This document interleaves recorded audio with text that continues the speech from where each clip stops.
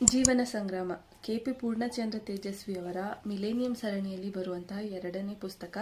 ಈ ಪುಸ್ತಕದಲ್ಲಿ ಯಾವ ವಿಚಾರಗಳ ಬಗ್ಗೆ ಮಾತಾಡ್ತಾ ಹೋಗ್ತಾರೆ ಅಂತಂದರೆ, ನ್ಯಾಚುರಲ್ ಡಿಸಾಸ್ಟರ್ಗಳಾದಂತಹ ಜ್ವಾಲಾಮುಖಿಯ ಸ್ಫೋಟ, ಸುನಾಮಿ, ಎಲ್ ನೀನೋ ಹಾಗೂ ಬಿರುಗಾಳಿಗಳಿಂದ ಅದು ಎದ್ದಂತಹ ಪ್ರದೇಶಗಳಲ್ಲಿ ಅಲ್ಲಿನ ಜನರ ಜೀವನವನ್ನು ಅದು ಹೇಗೆ ಸರ್ವನಾಶ ಮಾಡ್ತು ಅನ್ನೋದ್ರ ಬಗ್ಗೆ ಮಾತಾಡ್ತಾ ಹೋಗ್ತಾರೆ.